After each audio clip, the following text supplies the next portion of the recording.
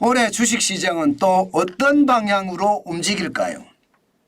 일단 증권사들은요, 올해 주식시장은 올라간다예요. 코스피가 적어도 2750까지는 간다는 겁니다. 2750이면 지금 현재보다 한 6% 더 올랐다는 이야기인가요?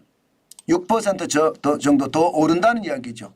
그만큼 주식시장의 분위기는요, 올라가는데 방점이 있다, 이런 얘기입니다. 자, 실제 대한민국의 4곳 증권사, 미래에셋, 한국투자증권, NH투자, 삼성증권, 뭐 기라성 같은 건설 증권회사죠. 이 4곳에서 올해 코스피 상단을 2750으로 내다봤습니다. 그만큼 말입니다. 떨어지는 것보다가 올라가는 데 더 방점이 있다는 이야기죠. 그러면 여러분, 작년에도 많이 올랐거든요. 보시는 것처럼 코스피가 2023년 1월 3일에 2218.68에서요. 12월 28일에 2655.28까지 올라갔거든요. 작년 한 해 동안만 19.7%가 올라갔습니다. 19.7%. 그런데 여기에서 더 올라가서 2750을 기록한다고 하니까 2022년 2월 18일에 2744.51을 기록한 적도 있거든요. 그때와 모양새를 비슷하게 한다는 뜻인가요? 그만큼 시장에는 여러분 호재가 많다는 뜻인가요? 아닙니다. 저는 시장에 호재가 많다 그렇게 생각하지 않습니다. 대신에 말입니다. 벼락부자 되려고 하는 사람이 여전히 많다. 저는 그렇게 봅니다. 왜 그렇게 보느냐 하면요. 돈 빌려서 비투하는 사람들이 여전히 많거든요. 지금 2023년 12월 28일 현재예요. 17조 5,670억 원입니다. 이게 과거로 돌아가 볼까요? 2018년만 하더라도 9조에 9조 4천억 원. 2019년에도 9조 2천억 원이에요. 지금은 17조 6천억 원입니다. 17조 6천억 원. 17조 5,670억 원이니까. 지난 8월 17일에는요. 20조 5,573억 원까지도 올라갔습니다. 그러니까 여전히 말입니다. 시장에는요.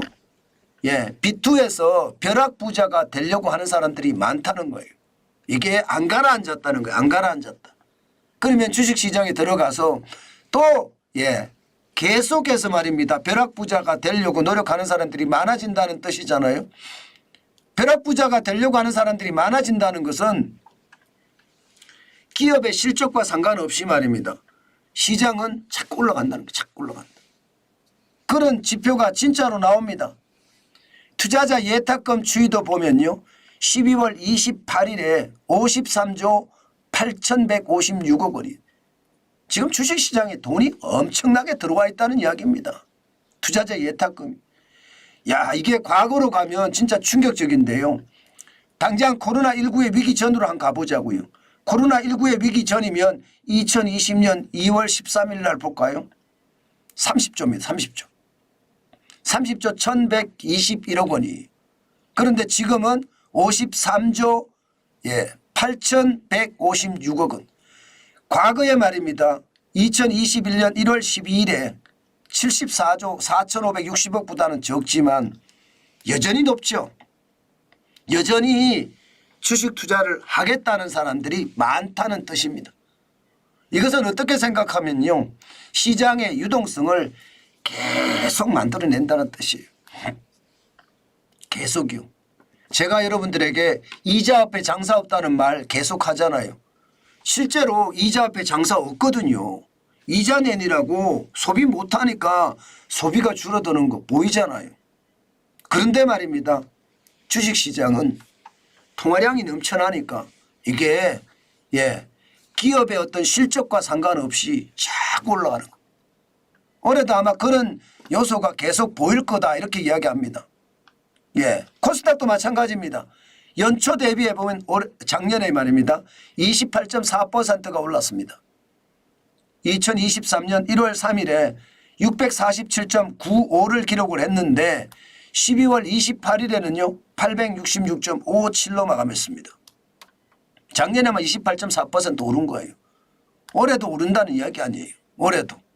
그만큼 말입니다. 유동성이 넘친다는 이야기입니다. 유동성이 넘친다. 야, 유동성이 뭐 어느 정도이길래 이렇게 이야기하느냐. 여러분 보시다시피 10월 기준으로 3,858조 8천억 원입니다. 예, 9월 대비해 보면요 11조 2천억 원이 늘었습니다. 시중에 돈이 넘친다는 것이 통화량이 많으니까. 이게 2016년에 2,342조 2천억 원이었거든요. 그런데 지금은 3,858조 8천억 원. 지금 나라가 돈에 파묻힌다 이런 이야기가 저는 틀리지 않다고 생각합니다. 돈이 그만큼 휴지 조각이 됐고요. 돈이 그만큼 바보가 됐다는 뜻입니다. 저는 이것이 말입니다. 결국 시장 전체에 영향을 줄 거라고 봐요. 그만큼 충격의 도가 크다는 그런 이야기죠. 그만큼 말입니다.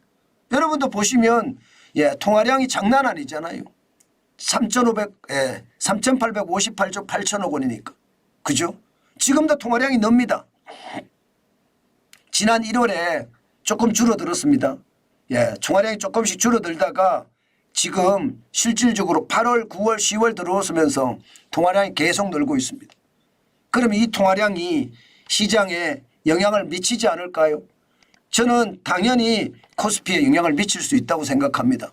그러면 2655.28인데 이게 2750까지 올라가는 것은 그렇게 어렵지 않게 올라가겠다 이렇게 생각이 들잖아요. 그만큼 말입니다. 유동성 장세가 올해도 계속 될 거다 그렇게 전망을 합니다. 물론 복병이 몇 가지 있습니다. 복병이 호재도 있고 악재도 있는데요. 가장 큰 호재는요.